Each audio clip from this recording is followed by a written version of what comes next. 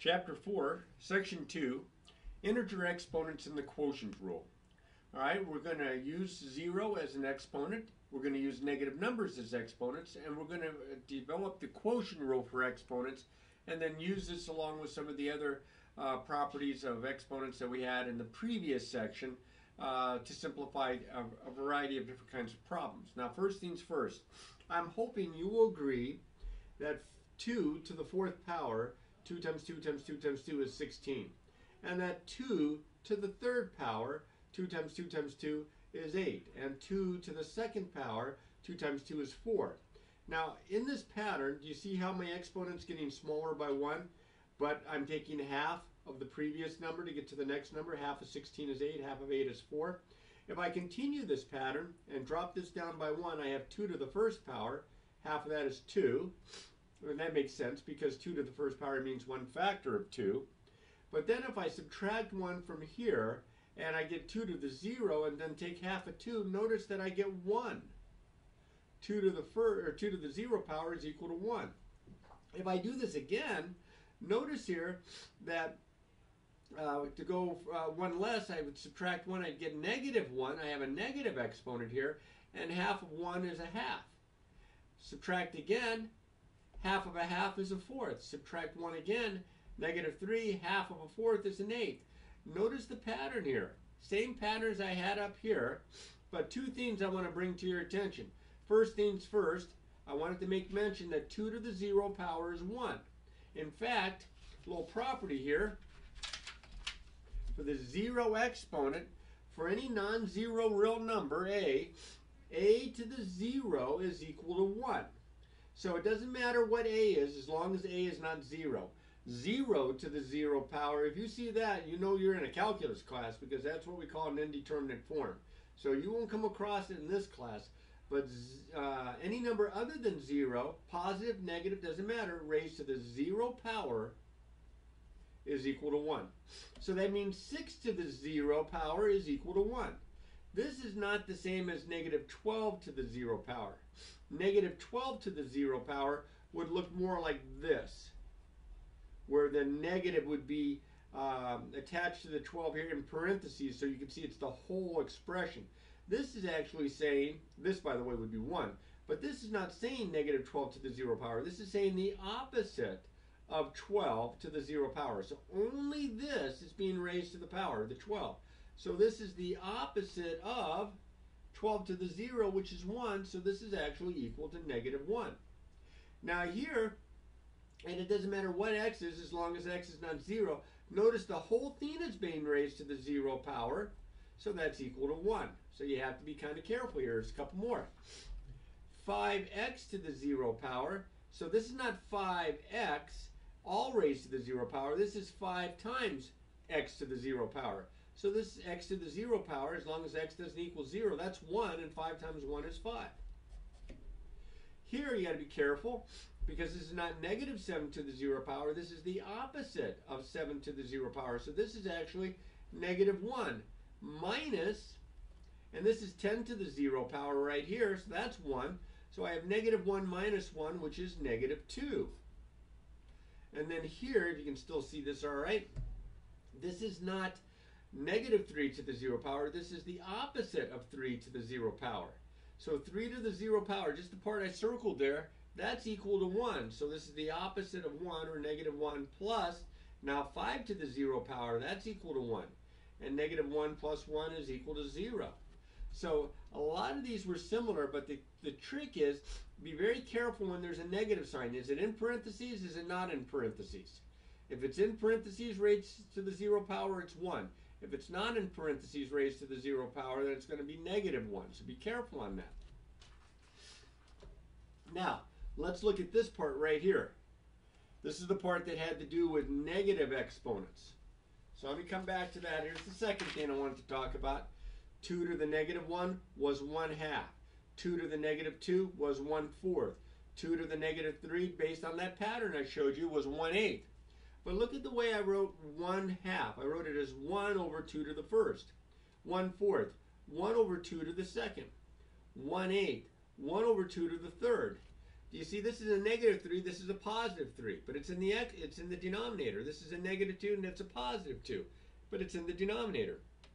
This is a negative 1, this is a positive 1.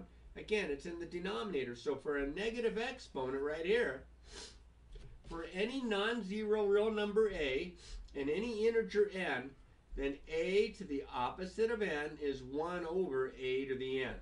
So the negative exponent doesn't change the sign, like SIGN sign. What it does is it kind of changes its location from the numerator to the denominator, because of course a to the opposite of n is the same as a to the opposite of n over 1. So now it looks like the 1 stays up here, and this kind of comes below and becomes a positive exponent. So a to the n and a to the opposite of n turn out to be reciprocals. Now, let me show you. If I have 2/3 to the first power and 2/3 to the negative first power, well, this is just equal to 2/3. But 2/3 to the negative 1 is the same as 1 over 2/3 to the positive 1, or 1 over 2/3. And when you divide 1 by 2/3, that's the same as 1 times invert and multiply 3/2, which is 3/2. Notice they are reciprocals. So this would be a really good thing to remember, okay, that they're reciprocals of one another. And since they're reciprocals, if you multiply them, you get 1. But that should make sense, because if I use my product property and I add the exponents, n plus the opposite of n, these are opposites, that's 0. And of course, anything to the 0 power is 1. And here again, a to the n times 1 over a to the n, that's a to the n over a to the n, which is another way of thinking of this as 1. So you have to kind of be on the lookout for these. It's very subtle because of that negative sign there. All right? So if I have 5 to the negative 2, notice that this is 1 over 5 to the positive 2. Now I wrote 1/5 to the positive 2, but that's kind of along the same lines. I get 1 over 25. Okay? Now here's a neat little trick. If you have a fraction raised to a negative power, that's the same as the reciprocal of that fraction, which would be 8 over 1, raised to the opposite power, to the positive power. And that equals 64. So that's a good one to remember right here. If you have a fraction to a negative power, it's the same as the reciprocal of the fraction to a positive. You don't see this in a lot of textbooks, but this would be a really good one to remember, and this is a really good one to remember. All right, so let's see if we can try some problems here. Simplify by writing with positive exponents and assume that the variables represent non-zero real numbers, because we don't have to worry about 0 in the denominator. 2 to the negative 3 is equal to 2, let's try that again, is equal to 1 over 2 to the positive 3, which is equal to 1 over 8. 1/7, here's that little fraction trick. To a negative power, this is equal to 7 to the positive 2 power. See, I just took the reciprocal, flipped it, and changed the sign of the exponent, and that's 49. Here's another good one to use that little fraction trick. 3 over 2 to the negative 4 is the same as 2/3 to the positive 4, which is 2 to the 4th over 3 to the 4th, or 16 over 81, because 2 times 2 times 2 is 6, 2 times 2 times 2 times 2 is 16, 3 times 3 times 3 times 3 is 81. All right, you have to just practice these, because they're going to throw all sorts of different kinds of problems at you. Now this 3 to the negative 2 is 1 over 3 to the positive 2, and this is 1 over 4 to the positive 2. So I end up with 1/9 plus 1/16. Well, they don't have common denominators. I'd have to get a common denominator. It looks like it's 144. So this would be, if you can still see this, 16 over 144 plus 9 over 144, which is 25 over 144. That's what that simplifies to. Now here I have a variable, and that's supposed to be a negative 4 power. This is equal to 1 over p to the positive 4. There's not much else you can do on this one. That's about as far as it simplifies. Now here, I'm going to show you the kind of the long way, and then I'm going to show you the shortcut. 1 over y to the negative 3 is the same as 1 over y cubed. This part here being this part here. Invert and multiply, this is 1 times y to the third over 1, or just y to the third. That's the little trick I want to show you. When you have a factor to a negative, and it's got to be a factor, to a negative power in the denominator, you can just bring them up top and he becomes a positive exponent. So y to the negative 3 in the denominator, that factor becomes y to the positive 3 up top. So I can kind of use that here. I have a to the third, b to the negative 5. Think of it as over 1. See this factor with the negative exponent? From before I took it from the bottom to the top. Here I'm taking it from the top to the bottom. This becomes, oops, I'm going to write it, a to the third all over b to the positive 5. That's a nice little trick. Now if there was a plus sign here, couldn't do this. But I can do it with multiplication. All right. Now this guy here, I didn't cover it up, but I wanted to make sure that you understood something here. See how I brought this below and this one above. I had 5 to the negative 3 over 6 to the negative 2. It becomes 6 squared over 5 cubed. The negative exponent in the denominator, when it's changed up to the numerator, I get the positive exponent, and vice versa. From the numerator to the denominator, I get the positive exponent. Now, of course, 6 times 6 is 36, and 5 times 5 times 5 is 125. So if I look over here, this is what I was trying to show you before. I can think of this as m squared over 1, that's this part, times 1 over n to the fourth, that's this part. And then multiply it out, or I can do the little negative 1 trick, the trick where I bring it down below as a factor down below and it becomes an n to the fourth down here. And that's where this answer comes from. Either way, I get the right answer. But you're going to have to practice this some to feel really comfortable with it. But I'm going to try to show you an example or two here. X squared, y to the negative 3, all over 5z to the negative 4. This guy's got a negative exponent and this guy's got a negative exponent, but they're factors. So what I'm going to do is I'm going to leave the x squared on top and I'm going to leave the 5 on the bottom. But this y to the negative 3 becomes y to the positive 3 in the denominator, and this z to the negative 4 in the denominator becomes a z to the positive 4 in my numerator, and I have my simplified answer. It's considered simplified because there are no negative exponents. Here I can do the fraction trick. Y over x squared to the negative 3 power is, x squared 2x, is the same as 2x over y to the positive 3 power.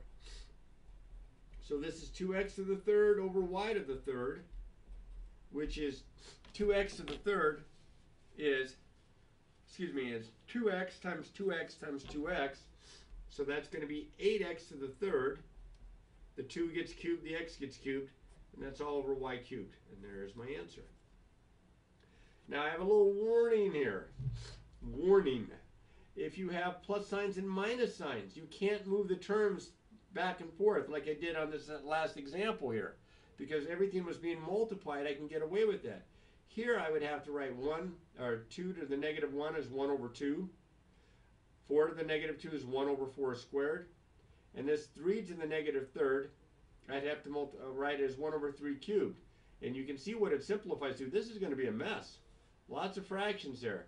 You'd have to multiply top and bottom if you want to get rid of all the fractions here. I just got a common denominator, here, and then I took the denominator, invert, and multiplied. So I had 9 over 16 times 27 over 108, and then simplifies all the way down to this. That's a mess. Now, that quotient property, just what you needed, one more property here. That quotient property that I talked about as part of the objective for this section, that's what's coming now. All right, the quotient rule for exponents. Let's look at a division here. Same base. I have 5 to the third here. I have 5 to the fifth here. 5 to the third means 5 times 5 times 5, and 5 to the fifth means 5 times 5 times 5 times 5 times 5. If I cross cancel factors of 5, it still leaves me 2 factors of 5 in the denominator. 1 over 5 times 5 is 1 over 25. Now let's think about what that means. If I subtract the exponents, remember when we multiplied, we added the exponents. If I subtract the exponents, that's 5 to the 3 minus 5. This 3 minus this 5. That's 5 to the negative 2. That's 1 over 5 squared. That's 1 over 25. Boom. I see a pattern. 4 to the 7 over 4 to the 4th. I have 7 factors 4, 4 factors 4. These 4 cancel out with these 4, leaves 3 factors on top, 64. Let's subtract the exponents. Keep the base the same.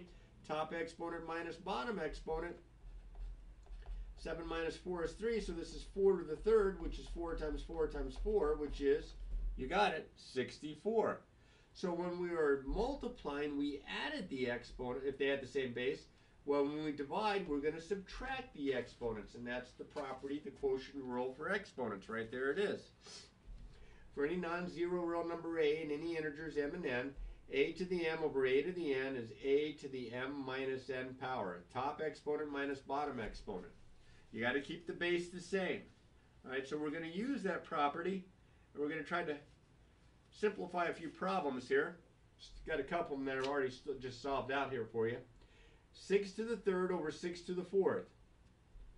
Okay, this is 1 over. This is 6 to the 3 minus 4, which is 6 to the negative 1, which is 1 over 6 to the positive 1. But look what I did here. Instead of taking the top minus the bottom and putting it up on top, I took the bottom minus the top and left it on the bottom with the bigger exponent. Because I have more factors of 6 in the denominator, it should end up with 6 in the denominator. Here's one that's a little bit like this. Only in this case, I think you can see this, the property a little bit better. T to the 4th over t to the negative 5th. Now, if I wanted to, t to the 4th over t to the negative 5th, I could bring this up top and it becomes a t to the positive 5. I multiply by adding the exponents. Well, look what I'm going to do here. T to the top exponent minus bottom exponent is 4 minus a negative 5. 4 minus a negative 5, that's a positive 9. And I get t to the 9th. Okay. Now this one here looks kind of the same, except that my factor that's being raised to these powers is actually a binomial, p plus q. So I'm going to do top minus bottom, so I'm going to have p plus q to the negative 3 minus, that's a negative 7. So that's p plus q to the negative 3 plus positive 7, or the quantity p plus q raised to the 4th power. Be careful, as long as the bases match, we're okay. Here's a stinker. Although I would probably do maybe more of the tricks that I was showing you before about sliding the factors up to the numerator and denominator. 5 to the 2nd power, that's 25. I have a 3 to the negative 1 in the bottom. That's like a 1/3 in the denominator. I'm going to bring him up top. He's going to become a 3 to the positive 1. I have an x on top. I have an x to the negative 2 on the bottom. I can leave that x on top and bring this x to the negative 2 up to the top as x squared. Now I have a y squared on the bottom. I also have a y to the negative 3 in the top. I can bring him down below and he becomes a y to the positive 3. So I end up with 75 x to the 3rd, that's this, 75 x to the 3rd, all over y to the 5th. Now, I've done several examples, but as you probably have guessed, some of these examples aren't that similar to one another. There are lots of different kinds of problems with lots of different kinds of steps, and we have lots of properties now to keep track of. So my suggestion is for you to practice these problems. If you've never taken a section out of the book and worked on the odd numbered problems for practice and checked your answers with the solution key, this would be the section, because this is something that students struggle with exponents here. And here's a list of all of your properties now that you've had so far in sections 1 and 2. These two, let's see, this one here, and my quotient rule. These are the 3 we looked at today. We had this one and these from section 4.1. All right, so we've got 5 examples left, and I'm going to try to do a little bit of everything here. I have 3 to the 15th over 3 to the 3rd, which is raised to the 4th. So the first thing I'm going to do is my power to a power. In the denominator, you multiply the exponents. This is 3 to the 12th. Now I'm going to use my quotient rule.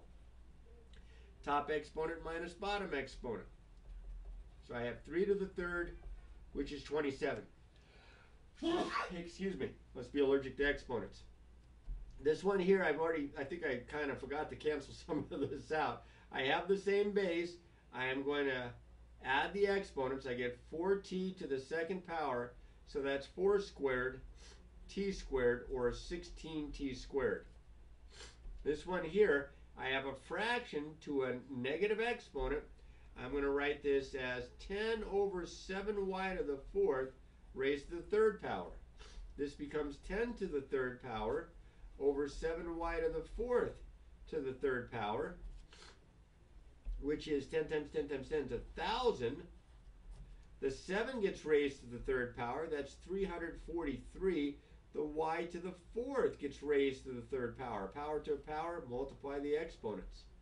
What a mess that one turned out to be. Here's one where I have a fraction to a negative power, kind of like I did in example C there. Let's see. I have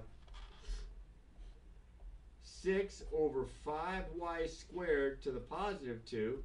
So this is 6 squared over 5y squared, or all that gets squared. So this is 36 over 5 squared is 25. And y squared squared, you multiply the exponents, is y to the fourth. And as you can see, the last example has got a little bit of everything in it. One step at a time. Up top, I have a to the second, b to the negative 2, c all raised to the negative 3 power. I'm going to write this as a to a power, you multiply the exponents, negative 6. Power to a power, multiply the exponents, positive 6. And this is like a 1. Power to a power, this would be c to the third power. And I'm going to do something very similar to that on the bottom line, in the denominator. The 2 gets raised to the 5th power, that's 32. The a gets raised to the 5th power. The b to the third gets raised to the 5th power, so power to a power, multiply the exponents, that's 15. The c to the negative 4 gets raised to the 5th power, so that's c to the negative 20 when I multiply the exponents. Now, I'm going to write this. All right, that's 32. I'm going to leave him down in the bottom. This a to the negative 6, I'm going to bring him down below. See the a to the 5th? Now I'm going to have an a to the 5th and an a to the 6th here. And this is going to cancel out there. It's like a 1. I have b to the 6th on top, b to the 15th on the bottom. I have 6 factors of b here that I can cancel with 6 factors of b here. Leaves b to the 9th. I have a c to the third here. And this c to the negative 20, I'm going to bring up top. He's going to become c to the positive 20. This is not the only way it can be done, but this is as good as any. So this is c to the 23, same base, add the exponents. And then right here, that's a to the 5th times a to the 6th is a to the 11th, and then the b to the 9th. That one is a peach. The more you practice this, though, the less trouble you're going to have, because you're going to start to see all the different kinds of problems and different situations that can arise here, and there are several. So you must practice, practice, practice.